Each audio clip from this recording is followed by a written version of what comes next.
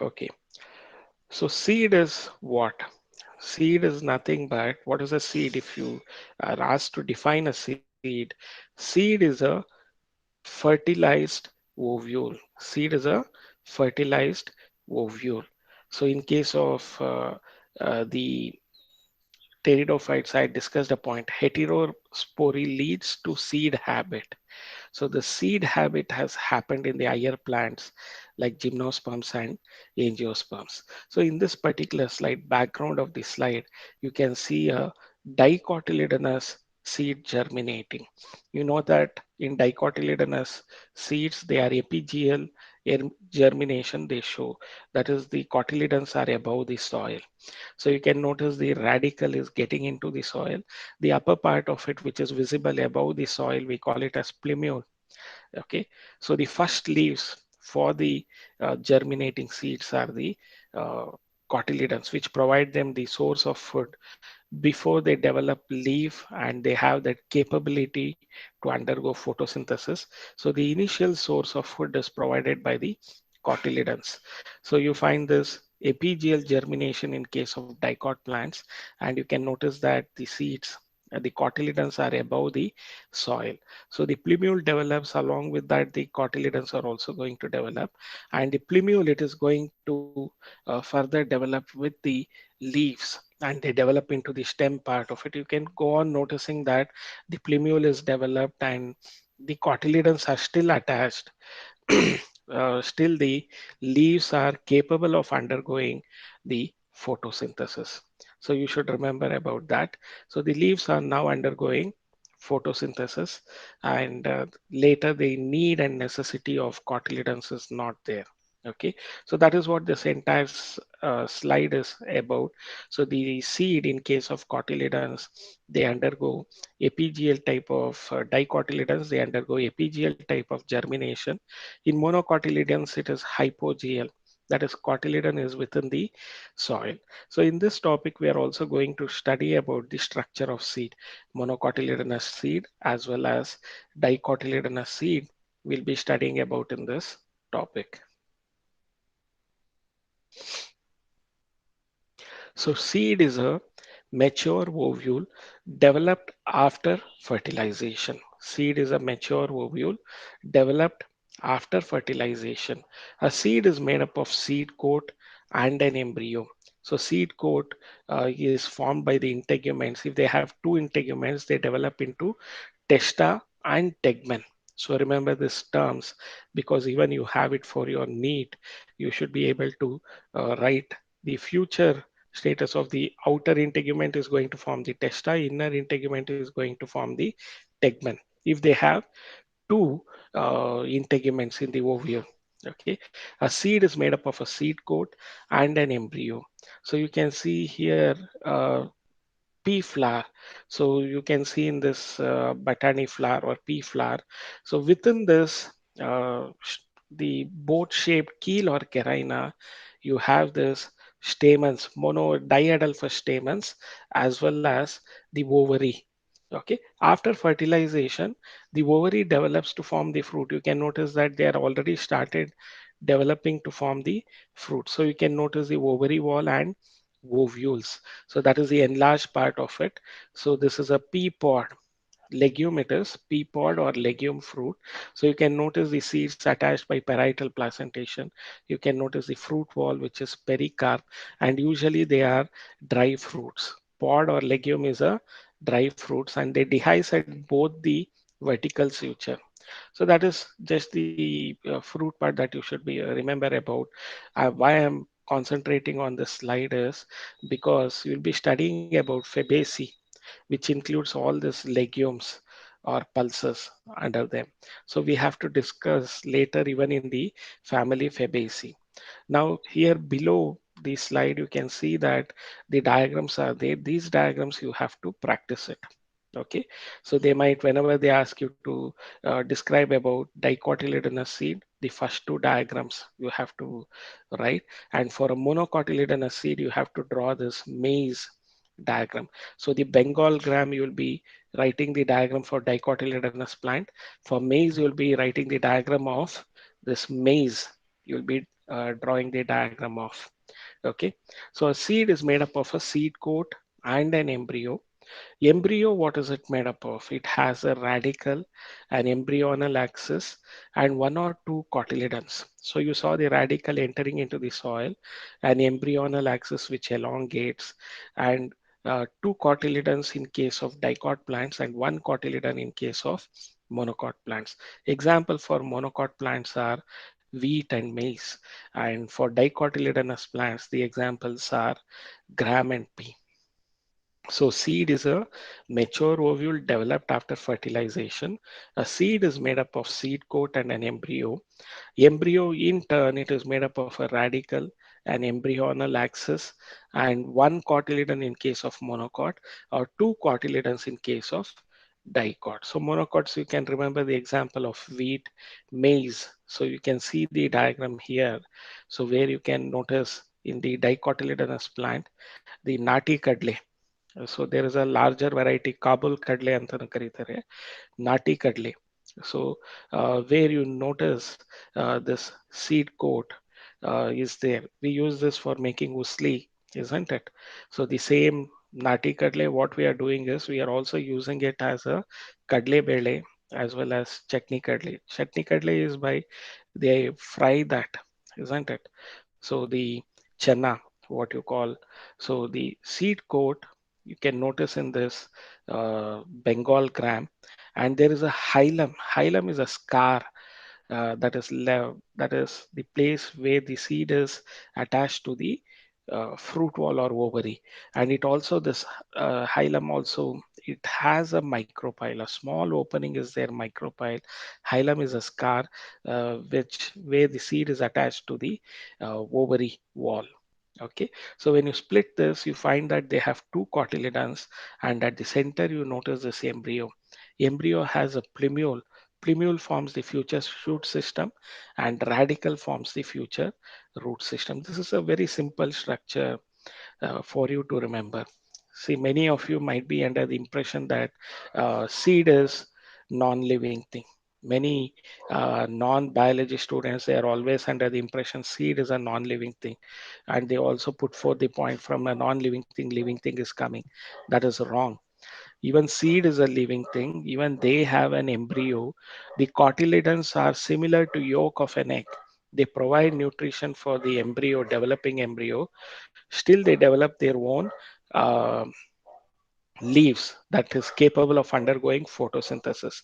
So when you break the seed, so you notice that they are having two cotyledons, and at the center of it, they have the embryo. Embryo has a structure called as plumule and a radical. So the plumule is going to form the future shoot system, and radical is going to form the future root system. So you have to remember about that. Then if you look into this diagram of maize, the jola, okay, it can be sweet corn or normal corn. So you can notice at the center there is an embryo, and they have the endosperm also, which provides them the development. So these are things. The fruit wall and seed wall are fused together in case of this maize. You can notice that. So a seed coat and fruit wall are fused together. So at the center they have the endosperm, and within that you can notice this embryo.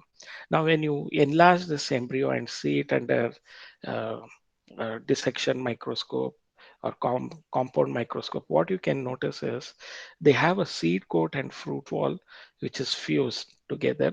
That is a characteristic feature of all the uh, cereals. Okay, so maize is a monocotyledonous seed. Example for monocotyledonous seed. So the fruit we call it as caryopsis. In case of the cereals, the fruit is called as caryopsis, where seed coat and fruit wall are fused together. You can notice the endosperm also. So inner to the seed coat, fused seed coat and fruit wall, you notice this alluron layer. So the alluron layer is having protein to it. So the alluron layer is noticed. And then inside to this alluron layer, so you have the scutellum. Scutellum is equivalent to cotyledon. So instead of calling cotyledon, in case of monocots, we call it as scutellum. So remember about that. In case of calling the cotyledons, we call it as scutellum. Another name for scutellum is cotyledon. Only in monocots we use this term. Then there is coleoptile. Coleoptile is a membranous covering which is protecting the plumule. So coleoptile is a membranous covering which is protecting the plumule. So there is coleorhiza or coleorhiza, however you pronounce it as. Coleorhiza is a membranous covering protecting the radicle. So it's a very simple diagram. If they ask you to draw a neat label diagram of monocotyledonous seed, so these two diagrams you have to draw and you have to explain in case it is 5 marks, you have to explain that.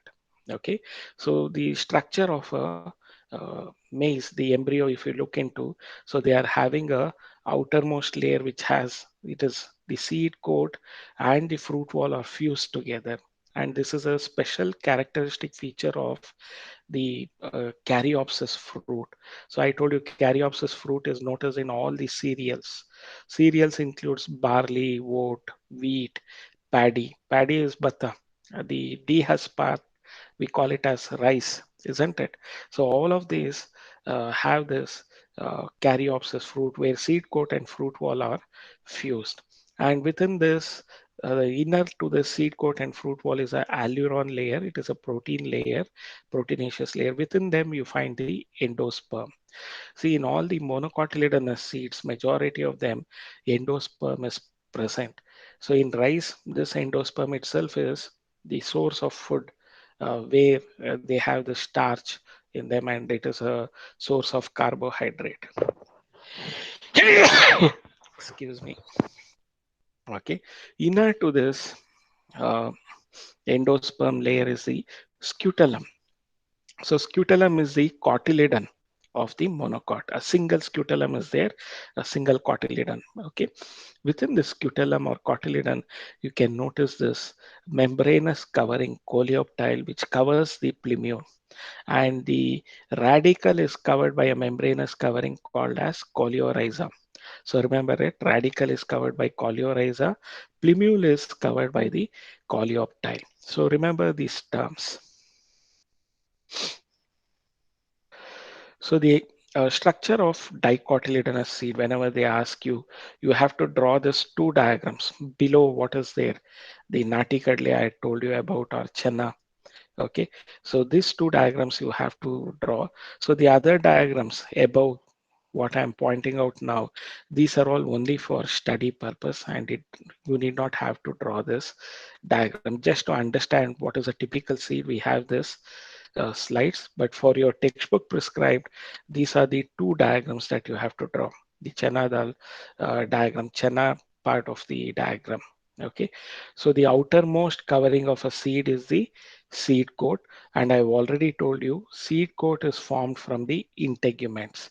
Okay, if the ovule had two integuments, the seed coat has two layers. The outer integument forms the outer testa after fertilization, and inner integument forms the inner tegment. See, seed coat has two layers. In case of ovules having two integuments, the after fertilization, the outer integument forms the outer testa, and the inner integument forms the inner tegment. So this sort of questions have been asked in NEET as well as CET. On the seed coat, there is a scar. So I told you, I've shown you the scar. So if you look into the cursor, so on the seed coat, there is a scar called as hilum, through which the developing seeds are attached to the fruit. Above the hilum is a small pore called the micropyle. So above the hilum is a small pore called as micropyle. So when you split this seed, you find that they have two cotyledons and an embryo with a plumule and a radicle. They don't have any membranous covering as you noticed in monocotyledonous seed. Okay, above the hilum is a small pore called as the micropyle. So within the seed coat is the embryo consisting of an embryonal axis. So this is the embryonal axis which has a plumule and radicle. So within the seed coat is the embryo consisting of an embryonal axis and two cotyledons are there. Okay, cotyledons are fleshy and full of reserve food materials. At the two ends of the embryonal axis, you can notice the radicle and the plumule. So at the two ends of the embryonal axis, you can notice the radicle and the plumule. The radicle forms the future root system and the plumule forms the future shoot system. In some seeds, such as castor, that is Arlene bija, so you might have noticed in the seed the white part which they have removed here in the photograph. The white part, whitish part you might have noticed. So that is called as caruncle, but here it is removed. So this seed in castors, so the endosperm is formed due to double fertilization, and the endosperm is present throughout even after the embryo is formed. See, the embryo does not completely uh, take the endosperm. So they are partially feeding the endosperm. Even after the development of embryo, endosperm persists. So you call such seeds as endospermous seeds or albuminous seeds. But in plants such as bean, gram, and pea, the seeds are non-endospermous. Endosperm is not seen in mature seeds. What we are eating in bean seed or gram is the cotyledons. So the endosperm is completely utilized by the developing embryo. So that is noticed in case of bean, gram, and pea. So we call such seeds as exalbuminous seeds or non-endospermous seeds. So endosperm is not seen in mature seeds. But in case of the monocotyledonous seeds like the cereals, like the wheat, the uh, rice or paddy, what we call it as, or maize, you notice that endosperm will be present. So we call such seeds along with castor, the endosperm is present even in case of the cereals. So we call such seeds as albuminous seeds or endospermous seeds. So I always ask my students to remember it as when you go to a Darshini or a hotel, they have different types of food offered to you, especially during lunchtime, full meals and limited meals. Okay, plate meals they call it as. So full meals is like the endosperm, which is endospermous seeds. You can have more food than what you require. But in case of limited or plate meals, you get limited meals. You can't ask for extra serving. So the plate meals are non-endospermous or non-albuminous seeds, exalbuminous seeds, because their endosperm is only sufficient for the development of embryo and they don't have excess endosperm. Okay, that is what I always ask my students to remember it as. Full meals is nothing but endospermous seeds and plate meals is non-endospermous seeds. That is in case of seeds, even after the development of embryo, if endosperm is present, we call such seeds as endospermous seeds or albuminous seeds. Example for that is castor and also the cereals like the wheat, paddy, maize, they're all example for that. See, generally monocot seeds are endospermic, but some are non-endospermic. So the non-endospermic monocot seeds are orchids. Even orchids, the seeds are microspermae.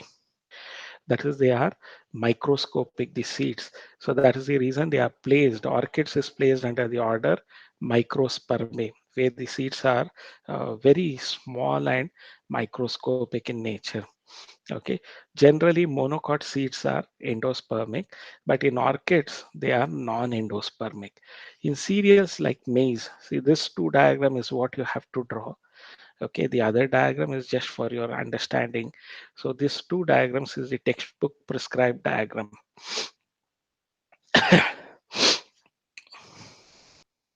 In cereals like maize, the seed coat is membranous. and generally fused with the fruit wall. I told you that the technical name of such fruit, we call it as caryopsis, where the seed coat is fused with the fruit wall. The endosperm is bulky and it stores food. The outer covering of endosperm separates the embryo by a protein layer. The outer covering of endosperm separates the embryo by a protein layer called as alluron layer. So the endosperm and the embryo are separated by this alluron layer, which is proteinaceous in nature.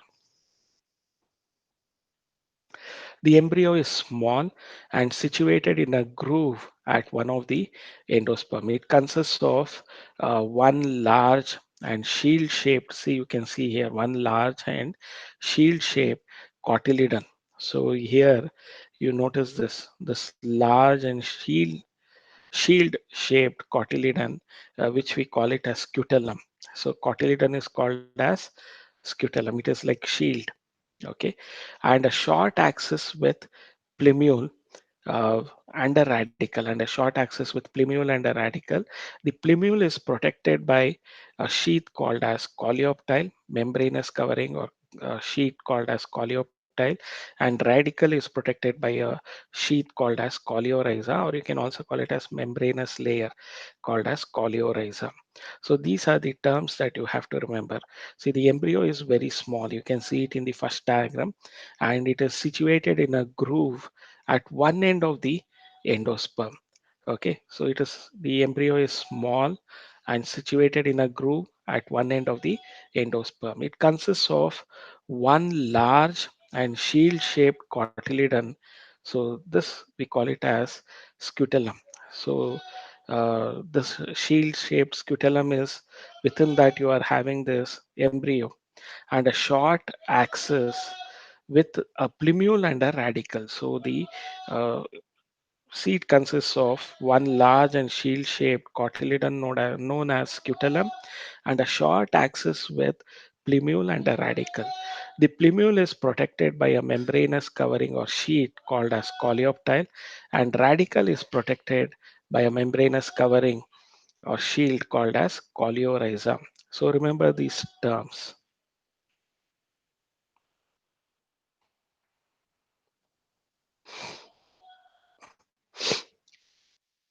So that is about the description of monocotyledonous and dicotyledonous seeds. So if they ask you to draw a neat label diagram of dicotyledonous seed, you have to draw the diagram of this Bengal gram or kadle, what we call it as nati kadle, okay, or chena in Hindi. So remember about that. So the next what we are having the topic is semi-technical description of a typical flowering plant. So we have some technical description. So it is not just your chemistry that you have a formula and a, diagram. Electronic student have circuit diagrams. Okay, don't feel left out. Even we have for biology students, we have this floral diagram. Okay, so using which you can understand uh, the entire flower. You can describe just observing the floral diagram and reading the floral formula, you can describe the entire features of that uh, flower of that plant. Okay, so that is the uh, advantage of having this floral formula and floral diagram. So you should be thorough with it, learn along with this concepts. It's very interesting, nothing to get scared or worried about. It is just by practice. See, we have four whorls in flower, isn't it? Calyx is denoted by C, capital C. Uh, caro- See, calyx, sorry, is denoted by capital K. The corolla is denoted by capital C. Andrecium is denoted by capital A. Gynoecium is denoted by capital G. So calyx is denoted by K.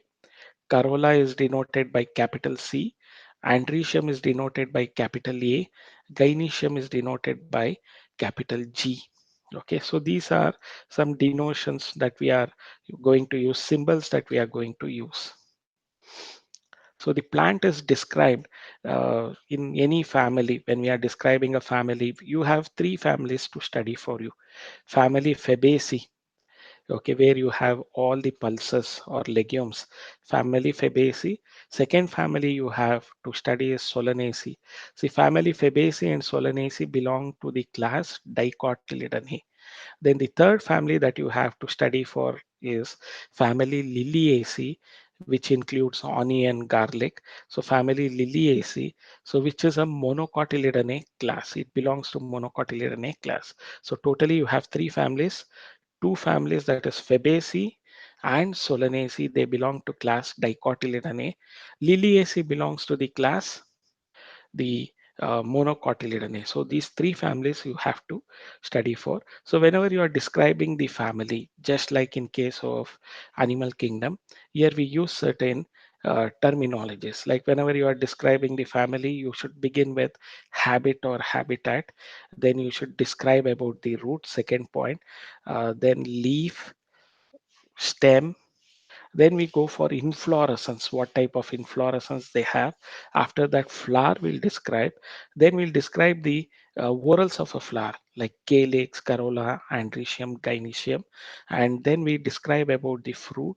Last description is seed. Then we write the floral formula. So this is how we are going to write in a systematic way for the family description. So we will be understanding that when we describe these three families. Okay, so the semi-technical description will have the plant is described beginning with its habit, vegetative characters, and then floral characters. See, under vegetative characters, we are going to describe about the root system, stem, leaf, then inflorescence also you can describe under this vegetative characters. Floral characters, what type of flower they are, whether they are bisexual, pedicellate, whether they are actinomorphic or zygomorphic, all that we describe. Then floral characters of individual oral like calyx, corolla, androecium, gynoecium are described. Then a floral diagram and a floral formula are presented. So the floral diagram, this is how it looks. Okay, and a floral formula, it is this is how it looks below. See the floral formula of mustard and floral diagram of a mustard plant. So what do you notice there is a mother axis. You, the first layer you notice is calyx. See, they are having four petals. They are free. See, by just seeing this floral diagram, I'm saying that the first layer is the calyx. They are having four petals. Count the total number of petals, four, and they are free. So two of them are overlapping, two of them are inside. So that is what I see. Even the estivation pattern here, when I'm reading it in the floral formula, plus within a circle indicates that it is the actinomorphic flower. Plus within a circle indicates it is a actinomorphic flower. So mustard is an actinomorphic flower. If it had percentage symbol, it indicates that it is the zygomorphic flower. This is actinomorphic flower, and I have put this symbol in floral formula, arrow mark above and plus below. See, 0 with plus below, it indicates it is female. A 0 with arrow mark, it indicates it is male. Now, when both are written, it is a bisexual flower. So bisexual flower is indicated by this arrow mark above and plus below. Then calyx, K represents calyx. How many petals are there? Two. So outer whorl is two, inner whorl is two. So they have written the calyx as 2 plus 2. Corolla, so there is four petals. See, in mustard, it is cruciform corolla. The entire flower, if you notice, they are tetramerous flowers. The entire flower is tetramerous. So corolla is four. Androecium is 2 plus 4. That is, two of them are outside of it, which is short. So the inner part of the uh, androecium, that is stamen, it is longer. So you remember I had used the term tetradynamous, four long and two short stamens. So you can notice in this description. Then gynoecium, G it is represented by. If you look here, they are having two carpels. They are having two carpels. So that is shown here. And since they are fused together, these two carpels, we have put bracket. See, whenever they are fused, whenever sepals are fused, whenever petals are fused, we put the brackets to indicate that they are fused. And gynoecium, it has two carpels, two locules. So I have put the symbol which indicates it is syncarpus. Now, why is there a dash below? That indicates G is above means it is superior ovary. When the dash is above G, it indicates it is inferior ovary. When dash is in between G, we call it as semi-superior or semi-inferior ovary. See, using this, I've found a lot of characters. Like reading the floral diagram, I can understand the estivation. I can know whether it is actinomorphic or zygomorphic flowers. See, the mother axis, we usually put plus with zero if it is actinomorphic. If it is zygomorphic, we put percentage. Okay. Then calyx, I know the total number of petals, whether they are in one whorl or two whorl. By reading this floral diagram I'm talking about. Corolla, I also know the total number of petals. And if they are fused, we put a hook. Here there is no fusion. And I can also see the estivation is valvate estivation. Since all the petals are free, there is neither overlapped or overlapping condition. Then androecium nature also I know about it. See, since they are dithecous, they put four lobes. Okay, and I find that androecium is distributed in two whorls, 2 plus 4. Okay, two of them are long and four of them, two of them are short and four of them are long, tetradynamous nature. And I can even study the type of placentation here. So they have bicarpellary, bilocular, and axile placentation. I can even say what type of placentation is there by seeing this floral diagram. So that is what you understand. By reading floral formula, I can know whether it is actinomorphic or zygomorphic, whether they are bisexual or unisexual. If they are unisexual, we just write male flower, circle with arrow mark. If they are female flower, only circle with this plus. If they are bisexual, we write both of them here, arrow mark and plus. Okay, K indicates calyx, so they have 2 plus 2 arrangement. Corolla is 4, androecium is 2 plus 4. So I can read a lot of things by the floral formula, whether they are polysepalous or gamosepalous. That also I can understand. How many whorls are there? We can understand about them.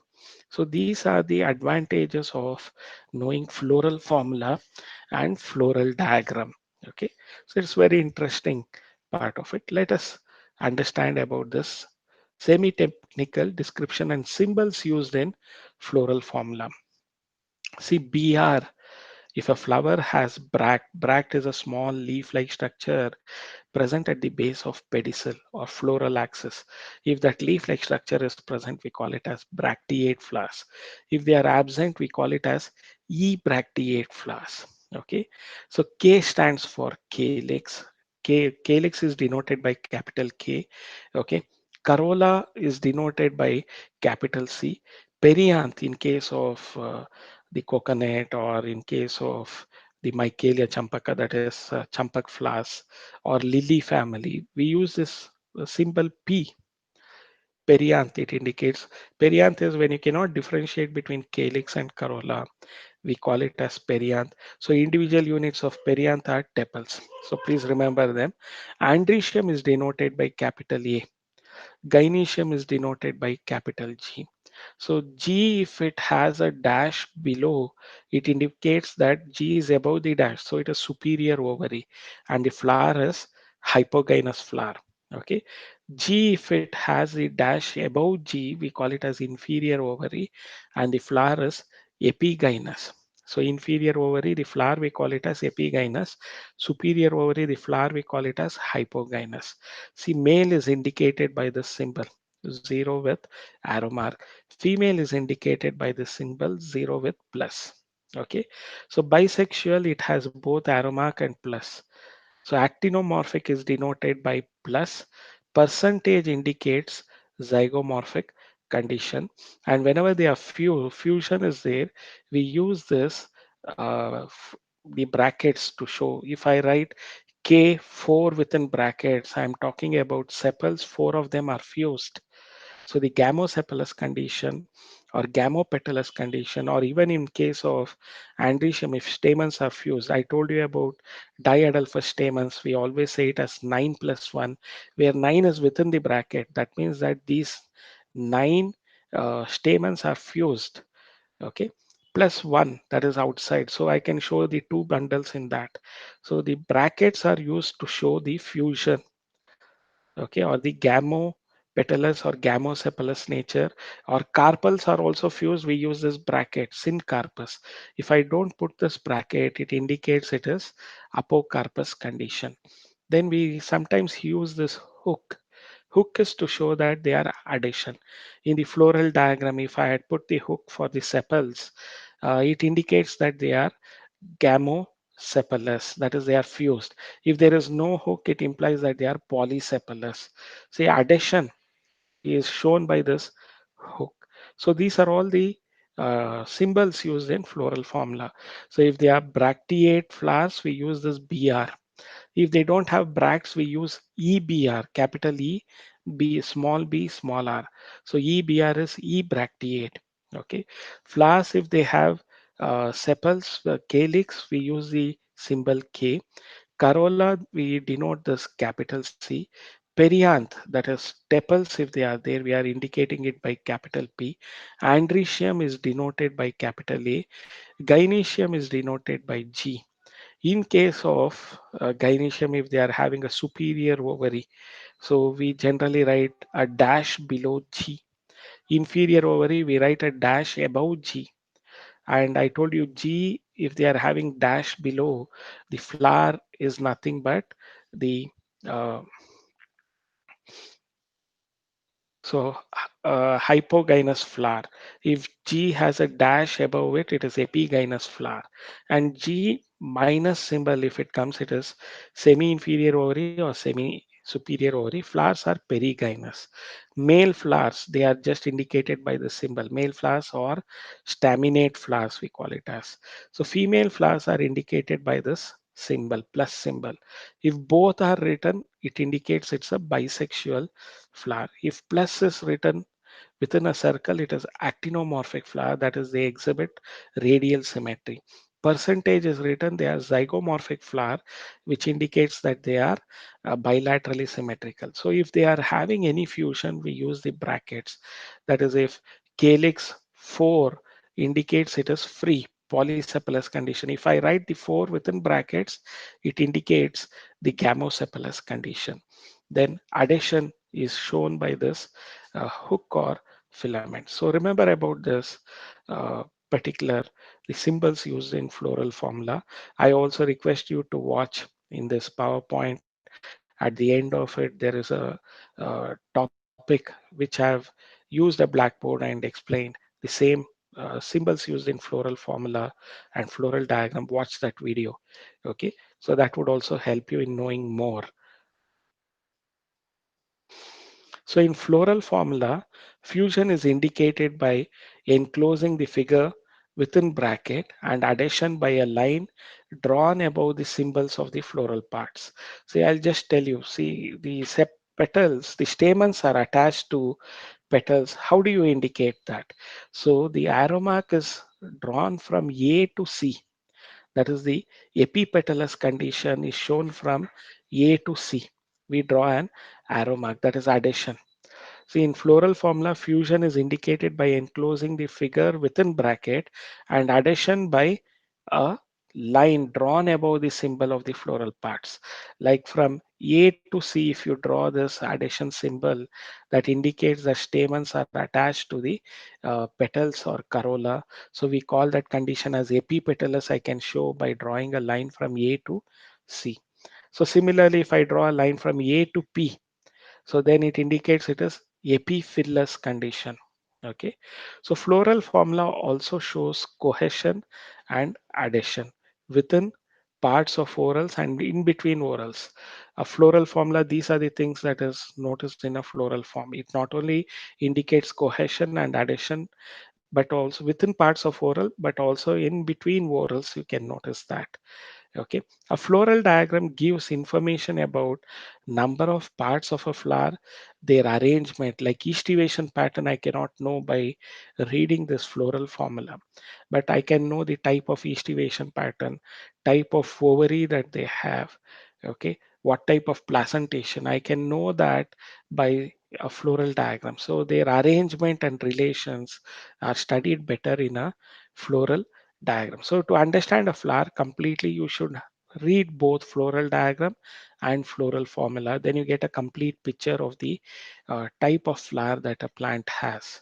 Okay, both are important.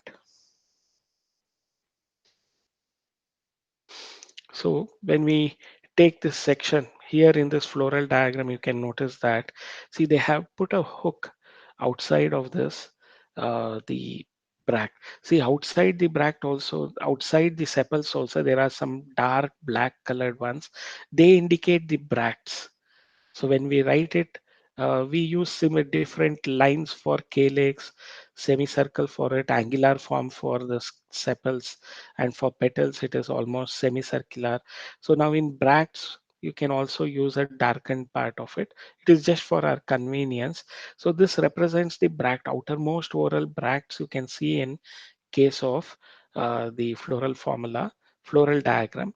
Then innermost layer is the sepals. Sepals, they are all having this lines. This is for our convenience we have drawn, and they have put a hook for the sepals. What does this indicate? If sepals are having a hook, it indicates that they are uh, gamosepalous condition. So we put a hook and connect them, and it is what type of estivation they have. They have the simple valvate estivation. Okay, so then the next one is the corolla, and you can find that even they are having valvate estivation. So inside you notice this stamens, and you have this axile placentation. So I can count the total number of carpels: pentacarpellary, pentalocular, axile placentation. Just by seeing this ovary part, I can read what type of, how many carpels, and they are here, they are all fused. So pentacarpellary, syncarpus, pentalocular, axile placentation. Even placentation we can read. So a flower, when you dissect it, you can see this layers. So the first layer, the bract is drawn. Second layer is the calyx. If you just take a thin section of it, it should be the exact replica in the floral diagram. When you take a thin section of a flower, okay, this is how it is.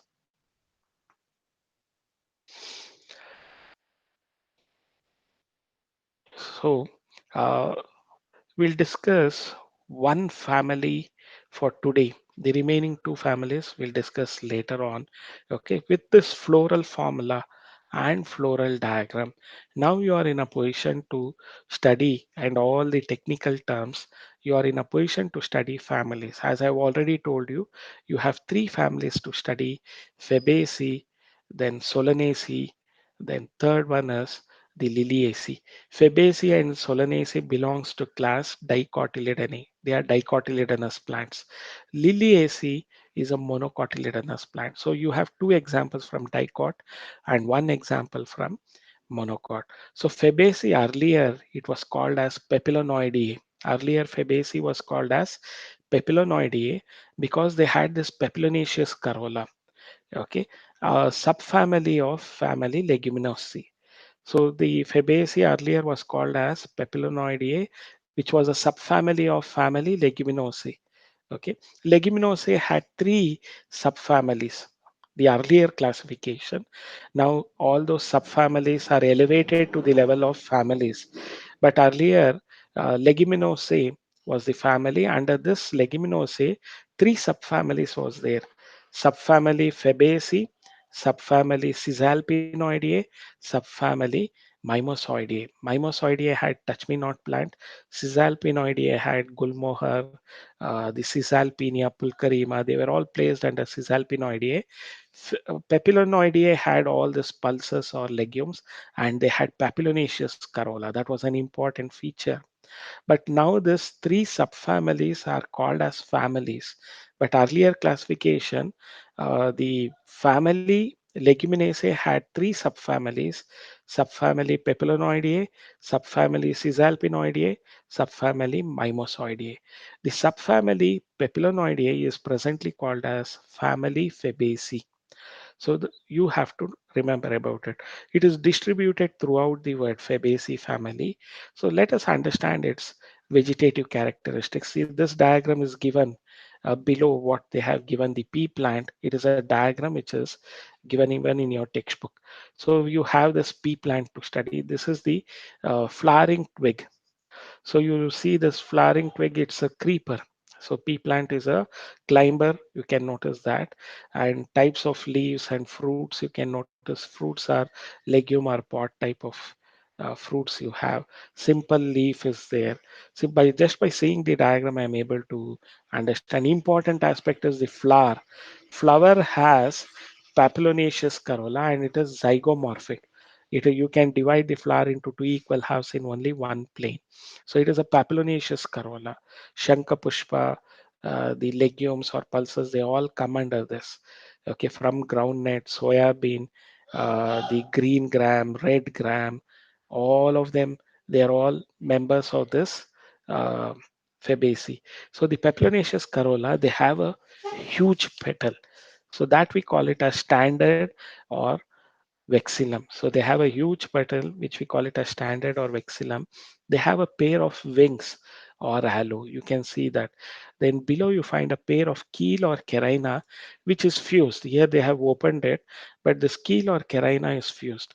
Within this keel or carina, you find this diadelphous stamen and the ovary. So you can notice here the diadelphous stamen, and there is a LS of carpel. They have shown the ovary part of it with style and stigma. So that is completely enclosed within keel or carina. So this is what you can understand from looking into this diagram. Now let us understand the vegetative characteristics of Fabaceae.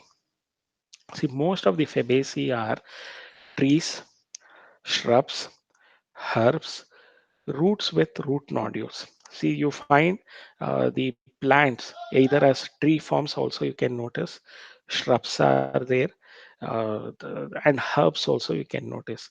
The roots here in Fabaceae, they have roots with root nodules. So root nodules has a symbiotic association with Rhizobium bacteria. So the leguminous roots, they provide them food and shelter. The Rhizobium bacteria in turn, they provide help in fixing the atmospheric nitrogen. So they have root nodules. That is important aspect of it. Stem is erect. It can be in case of trees, they are erect stem, or climber, as in case of pea plant, you notice that they are a climber. Leaves, they are alternate, pinnately compound. If they are compound leaf, they are pinnately compound or simple leaf. Leaf base is swollen. The leaf base is swollen. We call it as pulvinate condition. So leaf base, pulvinate, stipulate. That means that they have small leaf-like structures at the base of the leaf stalk or petiole. They have leaf-like structure. So we call it a stipulate. Okay. So here you can notice the stipulate condition. Venation is reticulate. Obviously, they are dicotyledonous plant, so you can expect reticulate venation. That is how you describe the leaves. Leaves are alternate. In some of the members, they are alternate. They can be simple leaf or compound leaf. If compound leaf, they are pinnately compound. Okay, and leaf base is swollen, which we call it as pulvinate, pulvinous. The swollen leaf base is called as pulvinous. If plants have pulvinous, we call them as pulvinate. Then at the base of the leaf stalk, that is petiole, they have stipules. So that is the reason we call the leaves as stipulate, and they exhibit reticulate venation. So we described about roots. Root is taproot system with root nodules. Stem is erect or climbing. Leaves alternate. They can be simple leaf or pinnately compound. Leaf base is swollen, which we call it as pulvinous. So such plants are pulvinate, and stipules are present, because of which the leaves are called as stipulate, and leaves exhibit reticulate venation. The floral characters will go for inflorescence. In case of this Fabaceae, majority of them show racemose type of inflorescence. You already know that racemose type of inflorescence, the inflorescence axis is indefinite. Second point, they have acropetal succession of flowers. Older flowers are found at the base and younger flowers are found at the apex. So that acropetal succession. On this basis, the inflorescence of Fabaceae is called as racemose inflorescence. Now, what is the flower? It is bisexual. So they have both male and female reproductive organ. Zygomorphic. Zygomorphic indicates that they can be divided into two equal halves in only one plane. So percentage symbol should be written. Calyx, they have five sepals and they are fused, gamosepalous. So calyx, they have five sepals and they are fused. Imbricate estivation they show, that is they neither, the imbricate estivation is wherein you find uh, two of them, one of them is completely out, one of them is completely in, remaining three are in and out condition. The corolla, they have five petals. They are polypetalous. That is, they are free. They are not fused. Papillonaceous corolla, we call it as. It consists of a posterior. You can see in the floral diagram also. It consists of a posterior standard or vexillum, we call it as. That is completely overlapping. Posterior standard or vexillum.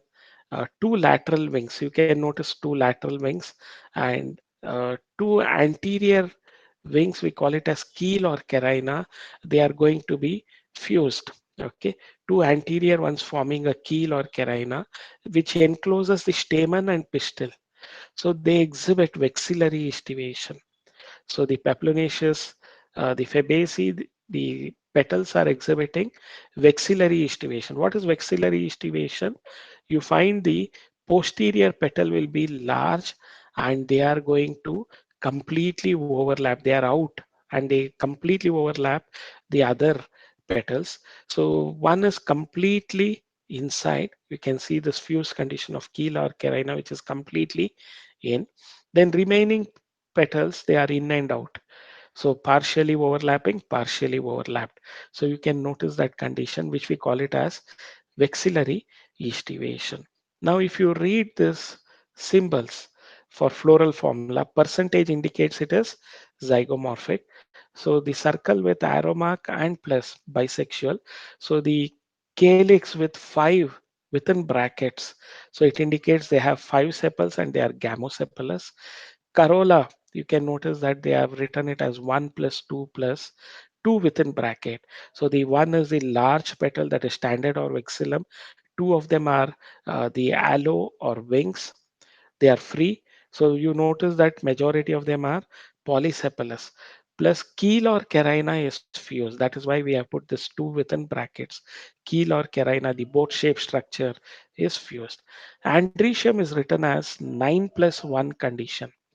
9 indicates 9 of the stamens are fused at the filament, uh, and the fusion is shown by this brackets. Plus one stamen is completely free. So this is a diadelphous stamens with one of the bundle formed by the fusion of 9 stamens at the filament region. Anthers are free. Filaments are fused. So this we call it as diadelphous. One stamen is completely free. So there are two bundles. One bundle has 9 of the stamens fused. Another bundle has a single stamen free. Okay. Gynoecium is one that indicates monocarpellary. Okay. And they have put an arrow mark below which indicates the gynoecium or the ovary is superior. If it is superior ovary, the flower we call it as the hypogynous flower. So the flower is hypogynous. They have superior ovary, monocarpellary. That is why one is put there, which indicates it is monocarpellary. And you can see the placentation is also indicated in the floral diagram. Parietal placentation is indicated here.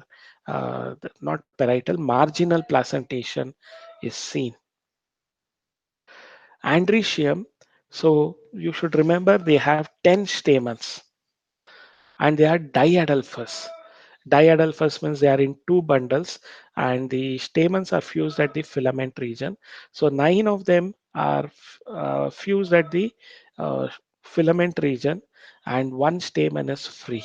So you have two bundles. One bundle has 9 stamens fused at the filament region and one stamen free. Anthers are dithecous. It indicates they are having two lobes. Anthers are dithecous. Then gynoecium. So again, these are all floral characteristics. characters we are describing. Gynoecium is ovary is superior, monocarpellary, unilocular. See, they are monocarpellary means they have a single carpel, they have a single cavity, unilocular, with many ovules, style single. So the style that arises from the ovary is single. Fruit is legume. So the fruit we call it as legume is a dry dehiscent fruit. Okay, they dehisce at both the sutures. If you allow the beans or auricard to dry up, they dehisce at both the region. This is how you find. Okay, so we call such type of dry dehiscent fruit which dehisces at both the region, we call it as legume. If this legume is swollen, we call it as pod. Okay, so legume, the beans like fruit you find in the fruit, that we call it as legume. Seed, one to many, non-endospermic. They don't have endosperm, so they are exalbuminous seeds. Okay. So now you can read the floral diagram. So they have five sepals and they are fused. Okay, then you can notice here the vexillary estivation in case of petals. So one large posterior petal that is standard, it is completely overlapping the uh, two of the keel, the aloe or wings, and below that you find the completely overlapped keel or carina which is fused. So the fused nature is shown by this hook. Then you can notice in the andrecium we have drawn nine of them, and all of them are held together. Nine stamens are fused at the filament region. This is what it indicates, nine of them. This is one bundle, and one stamen is free. So this is the second bundle. So mono diadelphous stamens, we have indicated it. Then ovary, what we have drawn is it is monocarpellary and there is a single cavity. Monocarpellary, unilocular, and they have seed shown attached at the margins. So this indicates marginal placentation. And here above it should have been percentage symbol because that indicates that they are a zygomorphic flower. Okay, so percentage symbol indicates zygomorphic flower. Then you have the bisexual nature of it. Calyx, so they have five sepals and they are fused. That is gamosepalous condition. Corolla, one large petal. The posterior petal is large and it is completely overlapping. We call it a standard or vexillum. A pair of wings or aloe, two of them are there, and a pair of keel or carina which forms a boat shaped structure and they are fused. So that is shown by two within brackets. Andrecium is 9 plus 1. 9 is shown within brackets indicating that they are stamens with nine stamens are fused at filament level and one stamen is free. So totally they are diadelphous uh, stamens with two bundles. Gynoecium has an dash below which indicates it's a superior ovary and flower is hypogynous. One indicates they are monocarpellary.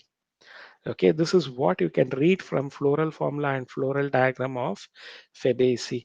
See, you should be thorough with this because even in practicals, the question A, you can score 4 marks by drawing the floral formula and floral diagram. 3 marks for floral uh, diagram and 1 mark for floral formula. So practicals also you have to just remember three floral formula and three floral diagram. Okay, so fortunately for you, you have very less, or unfortunate it might be. For us, when I was studying PU, it was around 10 to 15 families. We had to remember all of them.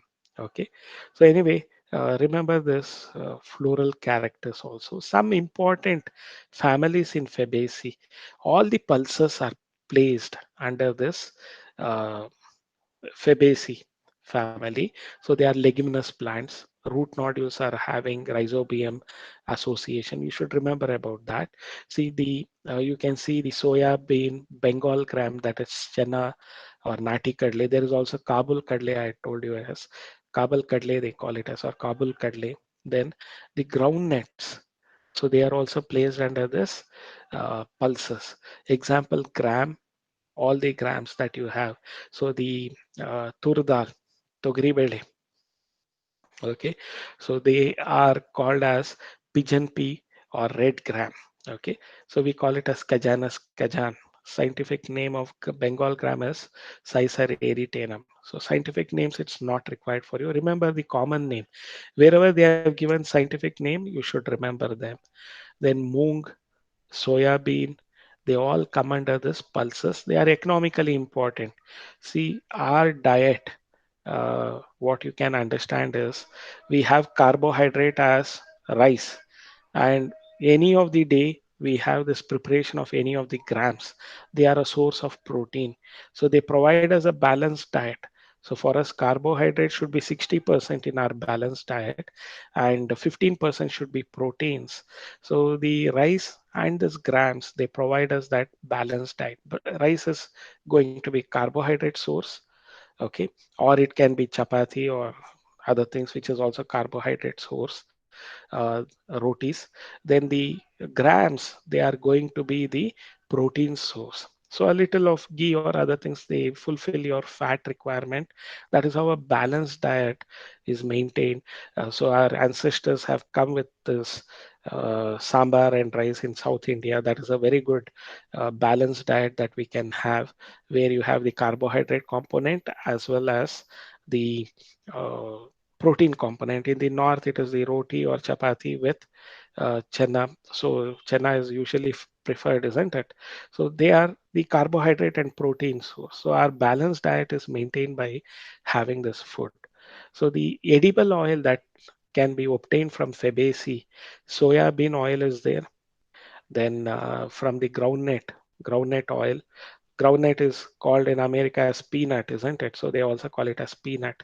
So dye is extracted from this indigo flora, which is used in dyeing industry, especially fabrics dyeing. They use this natural dye, which is obtained from indigo flora. You can see the picture of the indigo flora plant. Then sun hemp fibers you can obtain from the sun hemp plant.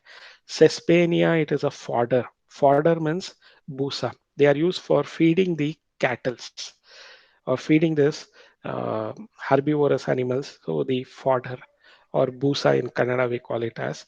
So Sespania and Trifolium are a source of fodder. So you can feed these to the uh, cattle and buffaloes. So you can feed them as a source of fodder. So Sespania and Trifolium. Fibers you can extract from the sun hemp plant. The indigofera is a dye plant. You can just remember it. So then ornamental, certain plants we grow it as show gidagadu, ornamental plants like lupin. You can have sweet pea has a colorful flowers, so you can grow them, lupin or sweet pea. Then medicine, mulihati is a medicinal plant which is obtained from the Fabaceae. Okay, so this is obtained from the Fabaceae. So remember about this economic importance of these Fabaceae members. Okay, so that would be sufficient for today's class. If you have any doubts or clarifications, you can get it clarified.